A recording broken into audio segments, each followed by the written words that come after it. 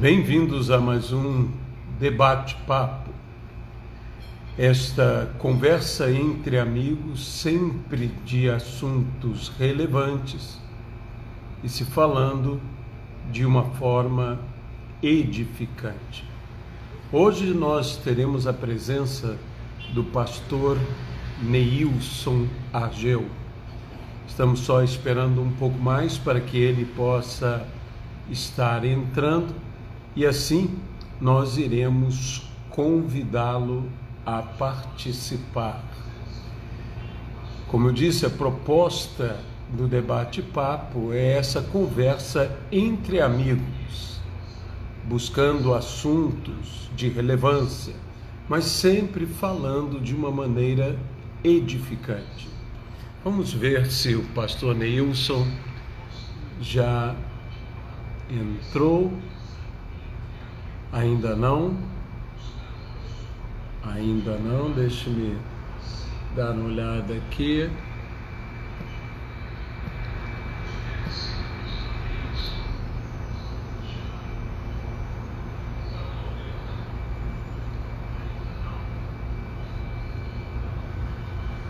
Neilson.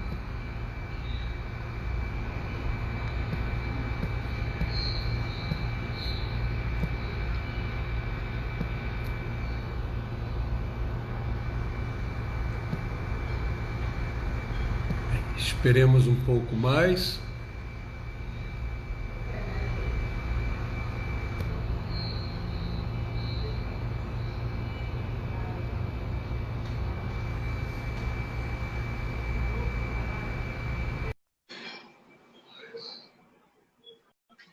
Se conseguimos.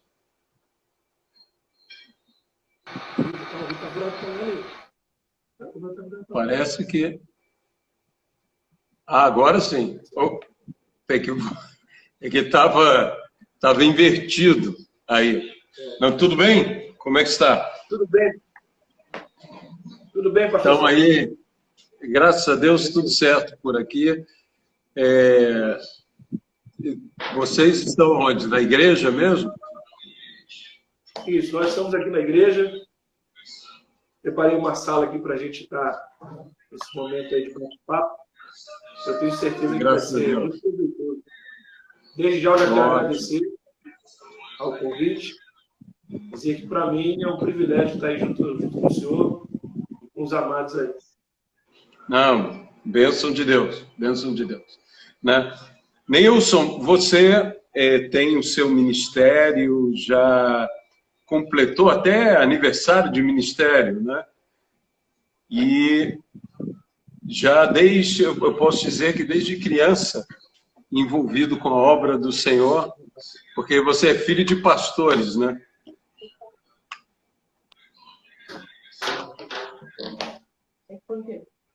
Você me ouve bem? Está me ouvindo bem? Agora melhorou, não estava ouvindo antes não. Tudo bem. Eu digo que você já está envolvido no ministério, embora tenha feito aniversário de ministério recentemente, de consagração, digamos assim, mas é envolvido desde criança, por causa de estar junto com teu pai, a família inteira envolvida nisso. Como é isso de viver numa família sacerdotal, digamos assim, uma família de fé? É verdade, muito bom a gente estar desfrutando disso, porque nós nascemos num lar cristão, somos uma família de 4 irmãos, um senhor já recolheu para a glória, e aí é muito bom a gente pertencer ao reino de Deus, fazer parte do corpo de Cristo, desde a nossa infância. E eu acho muito interessante é que nós morávamos sempre nos fundos da igreja. Sempre morávamos na casa... E aí os nossos castigos eram todos direcionados para as coisas da igreja. Se fizéssemos bagunça, éramos determinados a orar aproximadamente 1 hora, os 4 filhos, os filhos bagunceiros. Então é um prazer, graças a Deus, estar já envolvido. Eu tenho 42 anos de idade, ter nascido num lar cristão, isso realmente faz uma grande diferença para nós estarmos hoje militando aí no reino de Cristo. São muitas experiências que nós temos como família.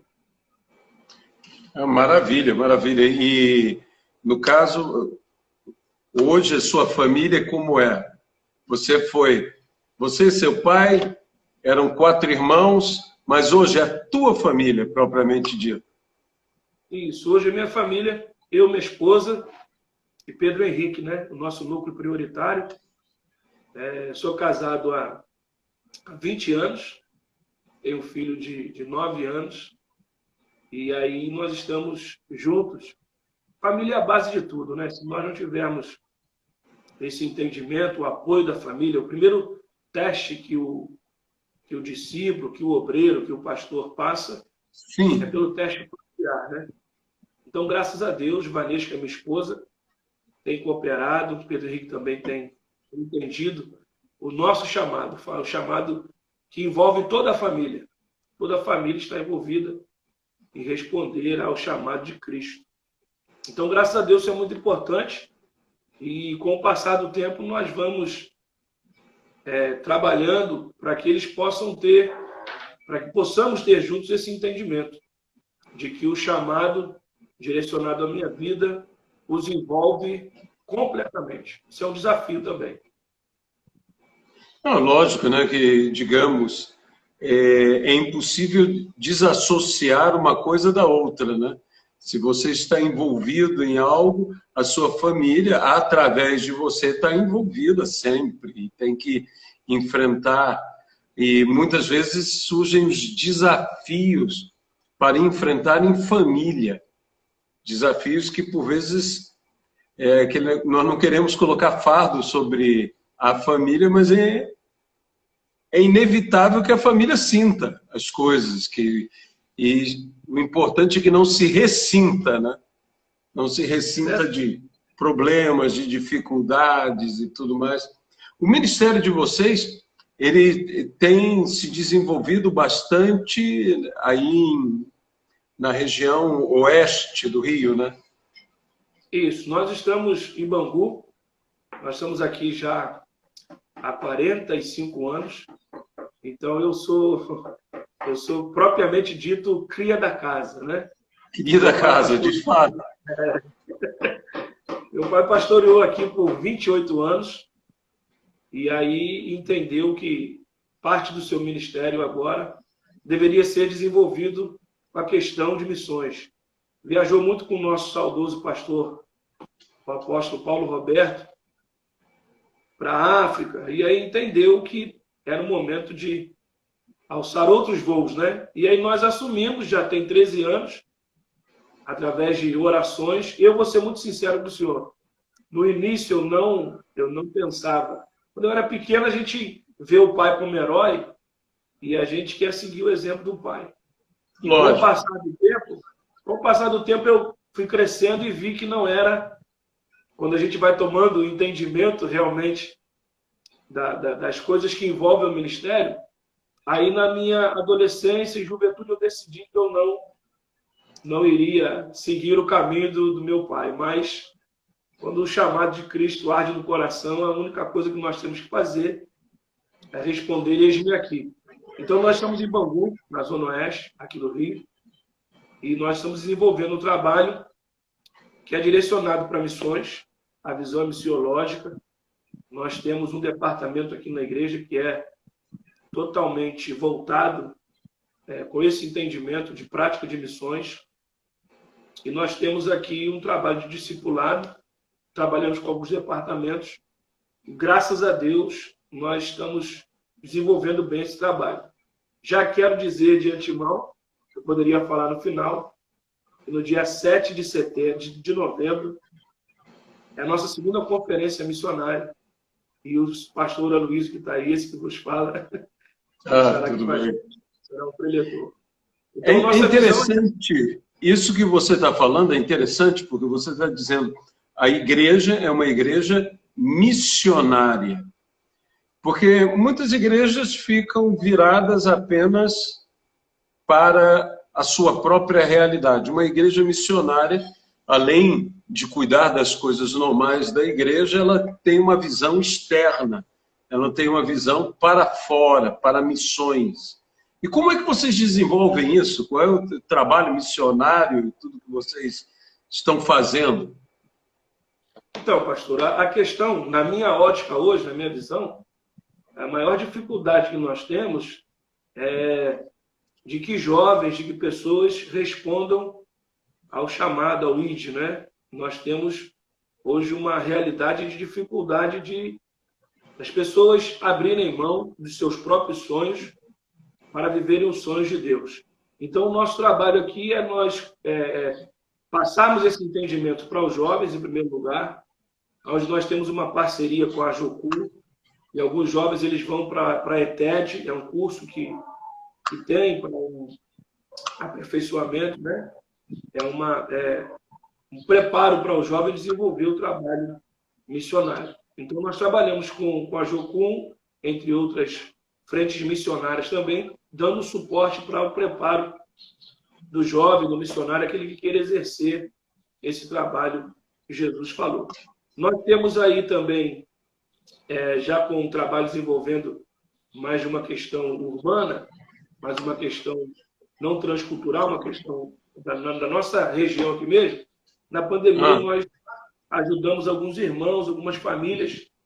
Nós temos algumas famílias cadastradas, onde nós damos para eles a questão do alimento, um suporte no momento tão difícil que o mundo em si está passando. Então, a gente se desenvolve dessa maneira. Nós temos o trabalho para preparar os jovens, ou quem quer que queira ir para o trabalho missionário. E aí nós temos alguns amigos que têm sempre um trabalho e a gente pode enviar essas pessoas para estarem desenvolvendo, respondendo ao ID de Jesus. Isso já vem da minha realidade, porque logo assim que eu assumi aqui, em 2010, 2011 e 2012, eu tive a oportunidade de conhecer alguns países exercendo o trabalho missionário. Nós estivemos na África, estivemos na África do Sul, estivemos no Haiti e estivemos no Panamá. Então, a gente tem esse entendimento. Prepararmos os discípulos, prepararmos os missionários, para assim nós enviarmos eles para o campo. A necessidade é muito grande. Né? Não é à toa que o mestre já falou. A seara é grande. Vocês estiveram, você disse África, países africanos, África do Sul, né? Panamá e Haiti. Isso. Né? Eu tive em Moçambique. Aonde? Eu estive em Moçambique. Moçambique. E a experiência na África do Sul, como é que foi? Que a África do Sul eu conheço bem. A África do Sul, na verdade, foi um refrigério que o Senhor nos proporcionou, embora tenha sido um pouco tempo, porque logo assim que nós acabamos com o trabalho de Moçambique, eu fui com uma equipe, onde parte dela deveríamos ter também um trabalho de visitar uma irmã que tem um trabalho na África, que tem um trabalho também, ela reside na África do Sul, e nós passamos lá para dar um suporte para ela em oração, para estarmos juntos. E aí uma questão que ajuda muito é o entendimento de nós percebermos de que forma nós orarmos, porque nós sabemos que a oração tem um endereço. E lá eu fiquei sabendo, a gente fala muito da corrupção do nosso país, né? E nós, às vezes, não temos consciência de que essa potestade, ela rege, ela domina muitas outras nações.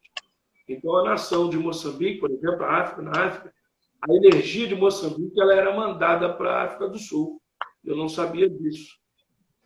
Então, a gente fala de corrupção no nosso país, quando a gente faz uma viagem dessa, nós temos noção de que há muitos outros países sofrendo por essa potestade muito mais. Por esse problema, exato. Exato. A África do Sul, durante muito tempo, não tinha tanto a corrupção, em se tratando de África do Sul, né? Mas tinha outros problemas terríveis, como as questões raciais e tudo. Não que não tenha mais as questões raciais, mas o que é dito é que o sistema do governo que foi, vamos dizer, seguido, que não era mais aquele governo de brancos, é um governo altamente corrupto. Então, isso aí gera muitíssimo problema na África do Sul, e Moçambique e outros países vivem essa realidade que é impressionante. A gente acha a nossa corrupção aqui brava, que o pessoal não conhece lá, que é bem pior do que a nossa. Não tem. É uma coisa assim, a proporção é muita, a desigualdade é muito grande. E quando a gente tem esse contato diretamente com a nação, nós enxergamos de uma outra maneira. Quando nós estivemos no Haiti, foi a mesma coisa. O Haiti é 80% da população abaixo da linha da miséria. Eu me lembro o país mais miserável das Américas.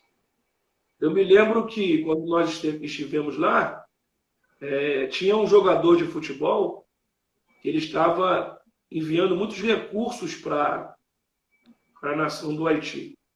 Mas a briga, a discussão que lá tinha, é que, em momento algum, aquela verba era voltada para ajudar as pessoas, para ajudar os mais desfavorecidos. E eles estavam direcionando para a construção de novos palácios dos governos, para casas... Que loucura! E aí a corrupção é muito grande. Na África, pastor Luiz, quando eu estive lá, interessante, foi que eu cheguei lá e, no momento de nós cochilarmos, dormirmos à noite, eu ouvia barulho de trem de carga, né? E eu fui perguntar, poxa, o que está vendo esse barulho aí? E eles me explicaram que a Vale do Rio Doce, ela estava fazendo uma exploração lá no minério da África, lá em Moçambique. E eles estavam muito preocupados porque já tinham 2 maquinistas brasileiros que tinham sido sequestrados. E aí eu perguntei assim, mas por que eles foram sequestrados? Eles disseram o seguinte, é porque a verba que eles prometeram para a gente, para a população, ainda não chegou. E aí, na hora dos resgates, né, na hora de haver um acerto de contas, foi descoberto que o Brasil que a Vale já tinha enviado o recurso, o dinheiro tal prometido, antes mesmo deles estarem lá explorando aquelas terras, e o governo não repassou para quem de direito. Que coisa, gente! Então, a corrupção, se nós olharmos outras nações, porque isso, a gente leva isso para a vida. Nós achamos que os nossos problemas são os maiores problemas. Nós achamos que as nossas lutas são as maiores lutas que nós enfrentamos. Basta nós olharmos só um pouquinho para o lado e nós veremos que há pessoas que sofrem situações muito piores que a nossa, sem contar as nações. Então, por isso que nós aqui fazemos, eu não digo apelo, eu digo que nós fazemos assim uma convocação à resposta desse chamado, porque eu tive o prazer de conhecer outras nações por causa do ministério. O ministério não muita gente acha que o ministério é algo pesado, é algo cansativo. Não. Jesus falou que o fardo dele é suave, o meu jugo é leve. Então, o ministério me deu, nesses 13 anos, o ministério me deu muita coisa que eu confesso a vocês que talvez não, com certeza, se eu não estivesse envolvido com o ministério, eu não teria. Então, a gente passa isso para os missionários, a gente passa isso principalmente para os jovens que queiram ingressar nessa caminhada, obedecendo ao ID, essa caminhada missiológica. A gente sabe que o resultado, na verdade, é muito melhor para a gente. É verdade, sim. É verdade. A gente precisa, de fato, reconhecer que com Cristo as coisas são diferentes, né? Junto com Jesus, tudo se torna bem distinto mesmo. E é interessante isso, vocês terem essa experiência com missões de alcançarem outros países. E missões nacionais, vocês também têm trabalho em missões dentro do Brasil? Isso, assim, a forma com que a igreja ela entende, e nós seguimos o entendimento da igreja matriz, da igreja sede, são, na verdade, posicionamentos de abertura de outras igrejas. A igreja local, ela sendo utilizada, ela sendo um braço para ajudar as nações.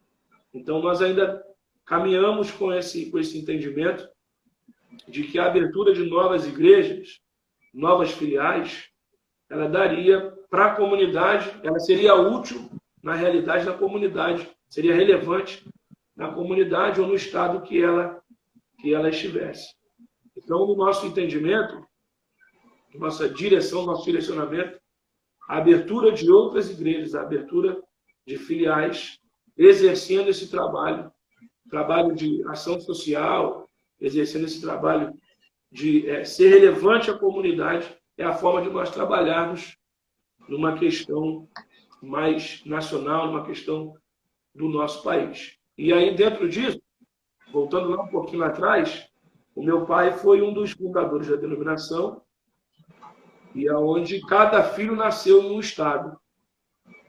Um nasceu em São Paulo, um nasceu em Três Rios, que sou eu, interior do Rio de Janeiro. O meu irmão do meio nasceu em Além, Paraíba. E a minha irmã é a única carioca, a única fluminense de carreira que nasceu nas Laranjeiras. Mas a gente tinha nós éramos condicionados ao momento em que meu pai estava abrindo igrejas. Meu pai abriu igreja em Além, Paraíba, abriu igreja em Três Rios. E aí, quando chegou aqui em Bangu, a minha mãe bradou na terra e falou: agora você... Agora é aqui. Porque ele já tinha a intenção de ir para a Bahia. Ele já estava lá com um trabalho em andamento na Bahia. Então, aí, o entendimento da igreja, a ISE, a Igreja Socorrista Evangélica, é de traduzir para as aberturas de novas igrejas, para que a igreja seja um braço de sustento, de apoio, de direcionamento para a comunidade. E você falou até mesmo disso, durante a pandemia, que ainda estamos no meio dela, né? Seria essa missão urbana, ajudando famílias necessitadas. Vocês têm desenvolvido esse tipo de trabalho? Isso, nós temos cadastradas algumas famílias, onde todo mês nós ajudamos com cestas básicas e não damos só o apoio da questão de alimentação. Naquilo que nós temos naquilo que a família encontra necessidade, nós tentamos, de alguma forma, suprir essa necessidade dos familiares. Tem muita gente, nós temos um caso aqui de uma irmã da nossa igreja que ela sofreu um acidente em São Paulo, onde ela perdeu uma perna. E ela hoje precisa de um atendimento junto ao SUS, porque ela fez uma cirurgia, mas o SUS aqui do Rio não estava atendendo, porque ela sofreu o acidente em São Paulo. Então, nós já estamos entrando em contato com alguns parceiros para nós agilizarmos para ela o atendimento, para que ela tenha todo o acompanhamento que vai além do principal, que é o acompanhamento espiritual. Então, nós estamos vendo a necessidade que a comunidade tem, para dentro disso nós estamos trabalhando e aí auxiliando, fazendo aquilo que Jesus falou. Muito interessante mesmo. Quer dizer, é a igreja agindo na comunidade, né? Aquele pensamento, inclusive, que há nas Sagradas Escrituras, daquele de casa em casa, repartindo pão, tendo comunhão uns com os outros, ajudando uns aos outros. Então, e você falou também do discipulado. Como é que funciona isso no caso de vocês? Então, nosso discipulado ele é bem pessoal. Nós entendemos que o discipulado ele se direciona em duas partes. Ele é mente na mente e vida na vida. Então, nós não podemos só passar os ensinamentos sem demonstrarmos isso de maneira prática. Então, na divisão aqui dos departamentos, cada um tem uma necessidade de nos apresentar, no mínimo, um discípulo. E esse discípulo, ele vai ser discipulado por essa pessoa que vai lhe acompanhar no dia a dia, mostrar para ele como é o evangelho prático de Jesus, o evangelho que vai além das quatro paredes. Eu vou ser muito sincero com o Senhor e perdoe até a minha franqueza, até para os amigos que nos estão nos acompanhando. Na igreja, no momento do ajuntamento, essa não é a realidade total do ser igreja. Nós precisamos caminhar junto com as pessoas. E nós vemos que, com o passar do tempo, muitas pessoas enfermas que estão participando desse contexto de culto, de ajuntamento, que é de suma importância. Mas no momento de uma realização prática de vida, né, nós precisamos ter um trabalho maior, porque isso dá trabalho. Então, o nosso entendimento é esse. Cada líder de um departamento, ele apresenta alguém que, no futuro bem próximo, pode lhe substituir na função que ele faz. E aí essa pessoa passará a andar junto com ela para mostrar para ela que o Evangelho de Jesus vai além de um ajuntamento de culto, um ajuntamento de adoração, que é de suma importância para a realidade prática. Porque em alguns momentos, pastor, e a verdade liberta, nós oramos na igreja, mas as nossas ações em casa e na rua, elas mesmo impedem que a oração seja respondida. Então é nesse aspecto que nós trabalhamos com o discipulado. As nossas orações, elas precisam estar coligadas com as nossas ações. Então vai além de uma tradução, de passar uma teoria. Nós estamos trabalhando, está no início esse trabalho ainda, de mostrarmos isso. Mente na mente, vida na vida. Algo prático. Essa é a forma de discipulado que nós temos. Ou seja, uma coerência entre a vida dentro da igreja e a vida fora da igreja. Né? Que seja uma vida só, né? Não duas vidas. Uma vida só, a mesma vida. Que seja a vida que agrada a Deus, tanto em cultos quanto fora dos cultos. É viver de forma agradável ao Senhor. Agora, é interessante, você diz, filho de pastor, de uma denominação, já que teu pai foi pastor missionário até se estabelecer aí em Bangu, e hoje continua fazendo missões, continua viajando, pregando. Creio que você cresceu com outros filhos de pastores, de outros pastores, né? E nós vemos isso, que às vezes há aqueles que se firmam, aqueles que não se firmam tão bem, há aqueles que estão com Cristo e tudo, mas não têm um chamado. Há outros, como você disse, eu não queria e Deus me chamou, que são atropelados pela graça de Deus, digamos assim. Então, e nessa experiência de crescer juntos, eu sei que entre seus amigos você tem o Eliatan, tem pessoas assim que desenvolvem ministérios também.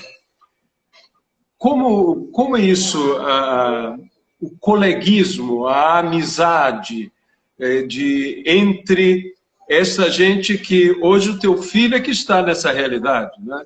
Que é a realidade, os filhos dos pastores. Isso é interessante. É interessante também nós entendermos que é uma coisa que é totalmente voltada para o chamado. Não é um pensamento de uma obrigatoriedade a nível até empresarial. O pai começou... Claro. De forma alguma. É totalmente respondendo a um chamado. Eu vejo que a nossa ideia com certeza nós direcionarmos isso para os nossos filhos. Mas, em parte, também, eu tenho muita gente que caminhava comigo e hoje não caminha mais, infelizmente. Mas o que nós entendemos é que essa realidade, ela vai muito para o entendimento de que eu preciso, muito da experiência de conversão, muito da experiência que eu preciso ter individualmente. Porque quando eu tenho esse entendimento, essa realidade, não me importa tanto o que os outros, inclusive, seja ele na ação paterna ou não, vão fazer. É uma realidade que eu tenho de entender que o cristianismo ele é algo totalmente pessoal, para depois se tornar coletivo. Então, quando alguns amigos, e é interessante que a gente, por exemplo, eu sou de uma geração um pouco abaixo da do Eliatan. Então, tinha alguns momentos que nós queríamos, antes de entendermos acerca de ministério, nós queríamos estar juntos, mas a idade era um pouco diferente. E hoje o ministério nos une, hoje o ministério... Nós temos aqui também, voltando um pouquinho em missões, o pastor Eliatan tem um trabalho com algumas crianças da Bolívia, e nós sustentamos algumas crianças também, a igreja aqui, o departamento de missões, ajudam a umas crianças que são do trabalho que a igreja dele desenvolve. Então, a nossa união ela é mais, além das conversas, além das bagunças, das peraltices que nós fazíamos como criança, hoje o evangelho, hoje o nosso propósito, que é um propósito comum, isso faz com que tenhamos mais robustez na nossa caminhada. Mas eu quero ser muito sincero com o senhor. Hoje eu vejo com uma grande preocupação a questão da sucessão ministerial. Isso me preocupa porque cada vez mais me parece que aí a gente pode entrar numa realidade de um entendimento que hoje nós precisamos ter de cuidado com a família, e temos alguns cuidados de não mencionarmos as nossas dificuldades, as nossas decisões que envolvem pessoas que os nossos filhos estão vendo, estão ouvindo, procurar não compartilhar acerca de algumas coisas negativas que acontecem, que os nossos filhos estão ouvindo, para que com isso eles não tenham repulsa, não tenham nem o desejo de participar da questão ministerial.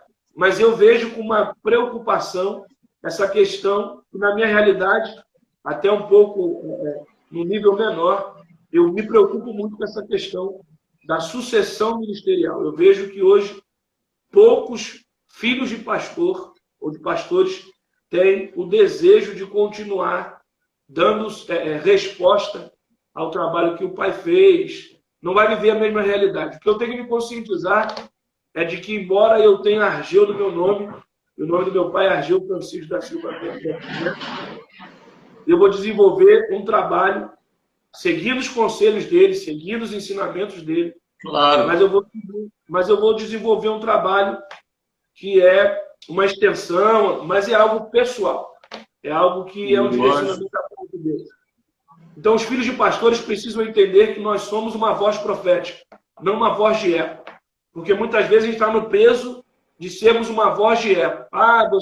Eu tenho consciência de que tem portas que eu entro por causa do meu pai. É o filho do Argeu, então deixa eu entrar. Mas eu tenho consciência também que existem portas que, através da graça, Deus permitiu que eu entrasse. Aí meu filho vai vivenciar isso. Terão lugares que ele vai entrar porque ele é filho do pastor Neilson. Mas a experiência é muito boa. Não, isso é normal, isso é uma coisa, vamos dizer, totalmente natural, né? Que tais coisas aconteçam.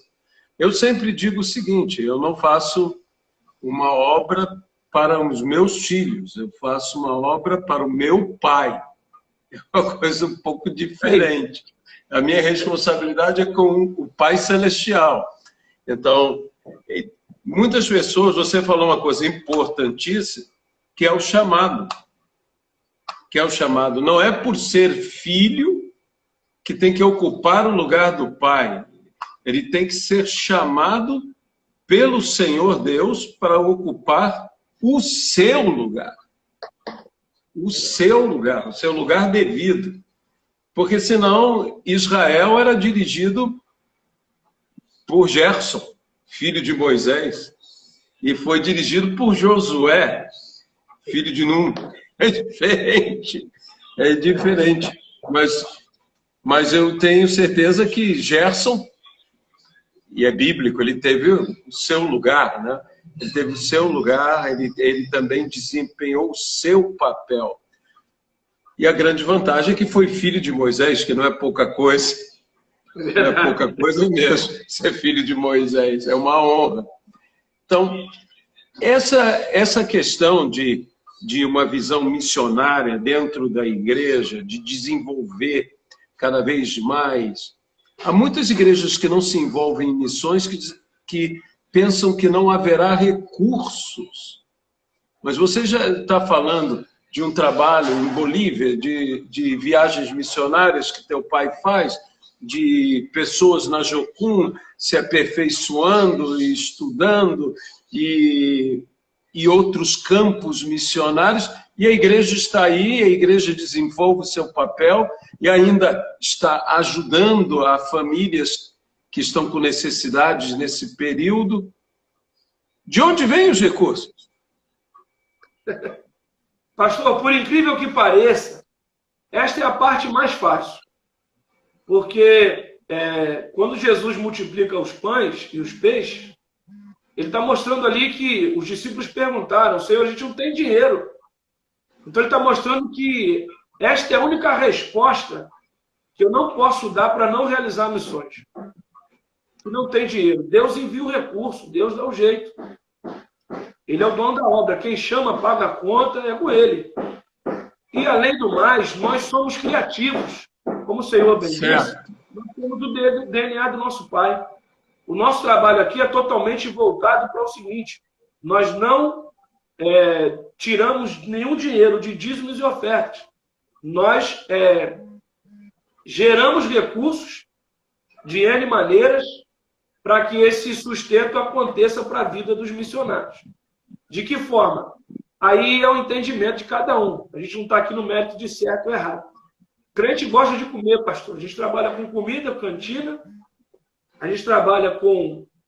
A gente desenvolve gincanas, sorteios, para que o recurso seja totalmente voltado, direcionado para missões. E o mais interessante é que agora nós temos um departamento, nós nos associamos a parceiros que não são evangélicos. Nesse momento da pandemia e nos últimos trabalhos que nós temos, os nossos maiores parceiros e investidores não professam a mesma fé que a nossa. Interessante. É até uma maneira de nós levarmos o evangelho para eles, com transparência. Eu vou dar só um testemunho rápido. Essas 5 crianças... Pode. É um preçozinho irrisório. 5 crianças que nós adotamos na Bolívia, no dia de pagar o boleto, chegou uma pessoa que não é evangélica, mas é meu amigo, já quero mandar um abraço para ele, amigo de futebol, é o líder lá do futebol que eu faço parte. Ele falou assim: cara, eu vou pagar esse boleto aí até dezembro, até o final do ano, eu vou pagar esses boletos aí. Ele tem uma firma, essa firma ela é de material de ferro, de ferragem. Eu mostrei o projeto para ele, ele falou: cara, eu estou abraçando. Então, essa parte é a parte de coração que menos nos preocupa. Porque quando a igreja tem esse entendimento de que a igreja que não realiza missões, me perdoem, queridos, está morta. O evangelho de Jesus é pautado no ID. É totalmente Cristo. Se a gente for falar de religião, o cristianismo é a religião do livre acesso. Todos nós temos que ter acesso a essa realidade de Cristo. Amém. Então, a igreja que não realiza missões, ela está precisando se reciclar, se reentender como igreja, que é totalmente ser missionária. E aí, pastor, a gente usa tudo. A gente usa tudo que é lícito, a gente usa. Ferro velho, vende ferro velho. A gente está trabalhando. Tem muitas outras formas de nós termos recursos, mas também temos o entendimento da igreja, que na conferência, aí é oferta missionária. Para nós é o entendimento de que é o momento de nós semearmos. Resumindo, pastor, para se realizar missões, é preciso entender o Evangelho de Jesus de uma forma genuína. E o Evangelho de Jesus é a morte total do egoísmo. O Evangelho de Jesus não tem possibilidade de se existir egoísmo. Eu ficava muito assim, confuso. Por que é que por que é que Deus não relacionou, não colocou em comparação, não comparou a realidade da igreja dele com o amor de mãe? E Jesus comparava o amor do casamento. E eu ficava assim, gente, que coisa linda, que coisa interessante, que coisa doadora é o amor de mãe. Por que é que Deus não comparou o amor dele? Não. É porque o casamento é a morte total do egoísmo. Então, não tem como a gente ter a realidade de entendimento de corpo, de igreja, se ainda formos egoístas. Porque isso penetra muitas vezes na igreja local, aonde nós olhamos para a nossa realidade só e vivemos de uma forma egoísta. Aí é como o senhor bem disse, não vai gerar recurso, não vai entrar gente para a igreja, é um dinheiro que a gente não vê o retorno, e na verdade a igreja não é nem para dar. Certo. Havia já está na glória, Oswald Smith, canadense, uma igreja tremenda, Cruzada Mundial de Literatura, foi fundada por ele. E ele, no meio das montanhas do Canadá, fez um compromisso com Deus em missões. E levou a igreja dele a esse compromisso. Se eu não me engano, eu não conheço outra igreja que tenha tido o histórico de missões da igreja do reverendo Oswald Smith, porque era 90% do recurso da igreja era gastado em missões, e 10% no restante. E com os 10% ele tinha o templo próprio construído, tudo feito, salário para todas as pessoas que estavam envolvidas, e 90% missões. Às vezes as pessoas pensam que fazer missão, como eu disse, a pessoa diz, não dá, eu não vou... Aí vem aquelas histórias, não vou cobrir uma perna para descobrir a outra, e coisas como esses ditados populares. E missão é parte integral da igreja. A igreja que não faz missão não está completa, né? Tem que ter essa visão missionária, tanto local, em Jerusalém, Judéia, Samaria e até os confins da terra. Então, você falou disso, de incursões que você próprio fez, de ir ao Haiti, de ir à África do Sul, que você disse que foi um refrigério. Eu sei que eu fui 5 vezes à África, todas as vezes apenas à África do Sul.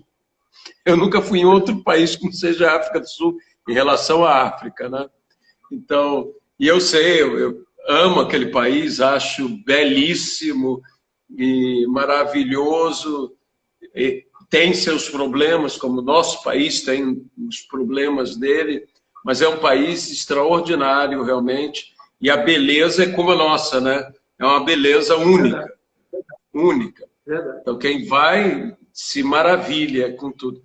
Mas já o Haiti, que tem um povo maravilhoso, ele tem uma realidade espiritual, de luta espiritual, que nós brasileiros estamos acostumados a esse tipo de guerra espiritual.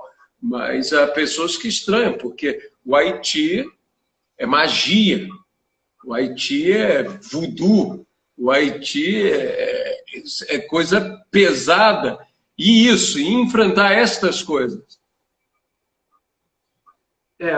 Além da questão do mundo espiritual, nós estávamos lá desarmados.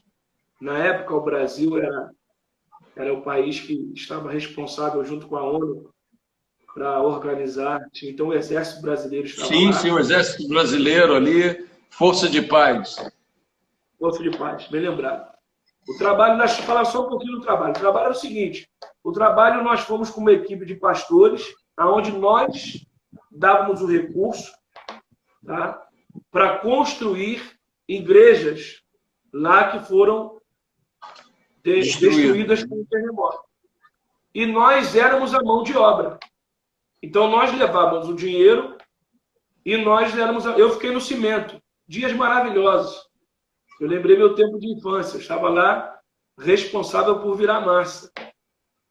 Então, além dessa questão espiritual, tem a questão física. Eu me lembro, e a equipe já tinha ido lá 18 vezes.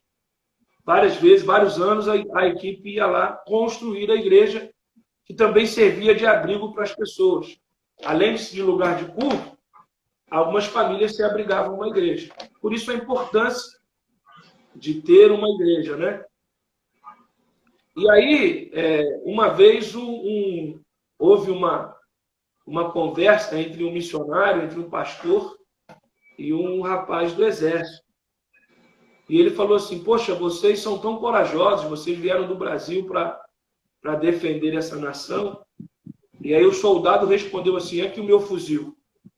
Vocês é que são muito mais corajosos do que a gente. Vocês saem do Brasil para exercer esse trabalho e vocês estão aqui desarmados. Então nós sabemos que quando se tem o entendimento que o mundo espiritual ele é superior ao mundo natural, nós temos uma autoridade no mundo espiritual, verdade. No mundo natural nós nos sentimos seguros e confortados, porque sabemos que Deus está sentado no seu sublime trono, Jesus está sentado no trono e tem o controle de todas as coisas. Mas a realidade lá, realmente é uma realidade difícil de você... se não tiver o entendimento de que é uma batalha espiritual, você passa por alguns momentos onde você precisará do discernimento de Cristo. Quando nós estávamos construindo lá uma igreja, teve uma criança, e ela foi adotada pelo tio Pedro. Tio Pedro é um amigo nosso da Jocum. Sim. Nós temos envolvido com esse trabalho. E essa criança, ele adotou essa criança, porque a mãe, no momento que nós estávamos lá, a mãe, por ordem do pai, a mãe estava já tinha jogado água sanitária no corpo da criança, e iria dar água sanitária para ela beber, porque ela queria matar a criança, porque o pai não queria, já tinha alguns outros filhos, era uma criança indesejada.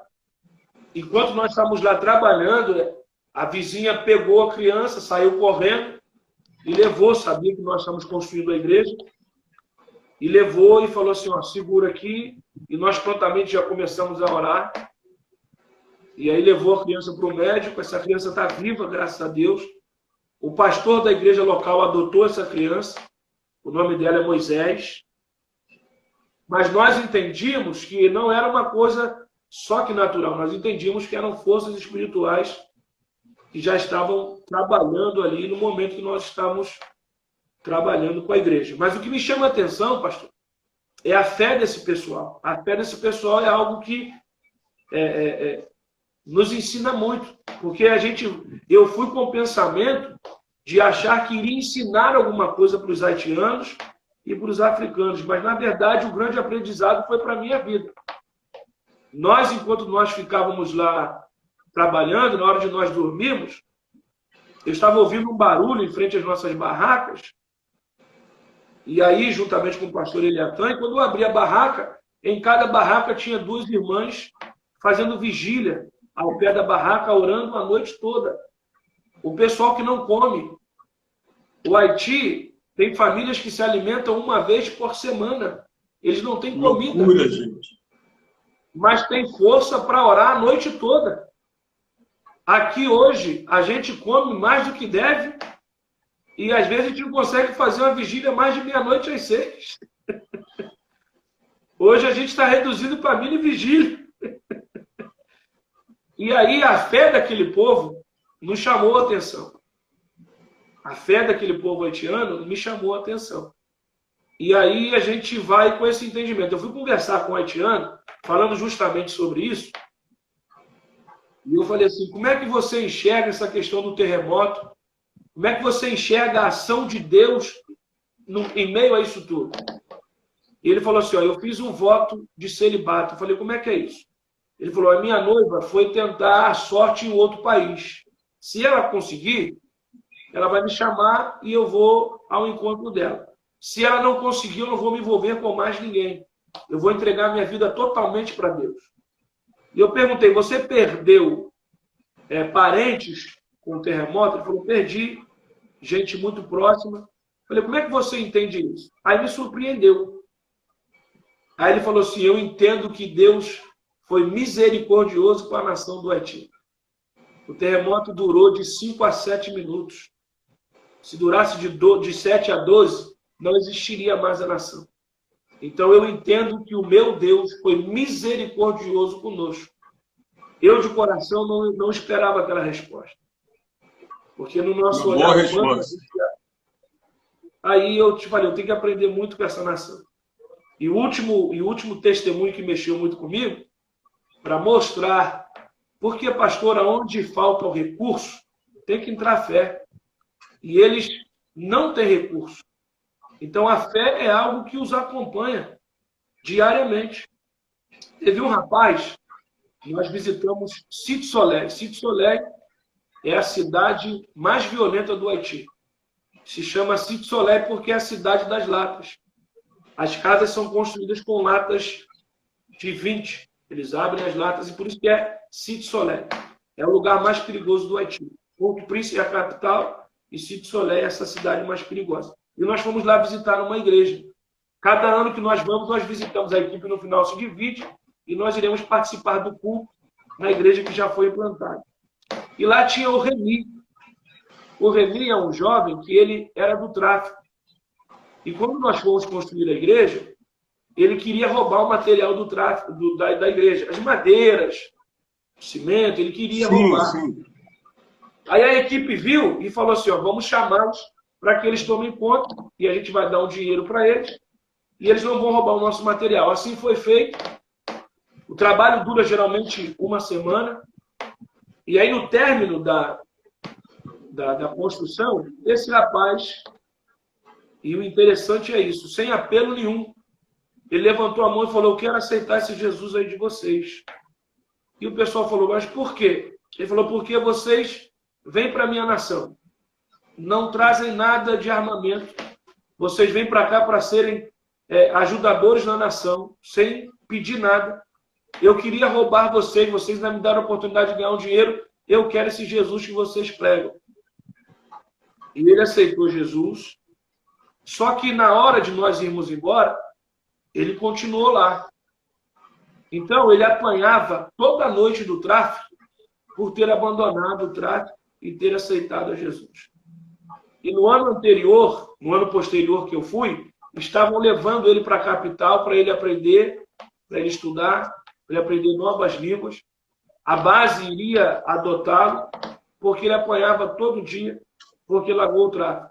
E sabe qual foi a resposta dele? Pode me bater, que esse Jesus eu não deixo de jeito nenhum. Então, interessante. A fé desse povo que não tem recurso é algo que nós vemos de uma forma muito prática, de uma forma muito latente aos nossos olhos.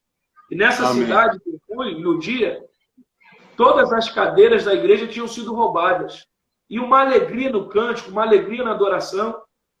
E aí eles falaram, olha, eles estão assim, mas as cadeiras da igreja foram roubadas. Aí eu falei assim, se fosse lá no Brasil, eu ia fazer qualquer coisa, menos orar. Eu ia chamar a polícia, eu ia chamar os conhecidos. Então nós temos o ensinamento. Eu sei como é que é. Missões ensina, né? Missões totalmente. ensina. Neilson, nós estamos chegando ao final, né, da nossa 1 hora aqui no Debate Papo, e hoje falando sobre ser uma igreja missionária e viver o que é ser uma igreja missionária. Então, eu quero te agradecer bastante, né, ter participado, e espero que depois a gente continue nesse tema maravilhoso que é missões. Tá? Muito obrigado por tudo. Eu que agradeço, pastor. Amém. Agradecemos a todos que participaram aqui, do nosso debate-papo, hoje com o pastor Neilson, e falando sobre uma igreja missionária. Um grande abraço e até a próxima vez. Um abraço, Neilson. Amém. Outro, pastor. Deus abençoe.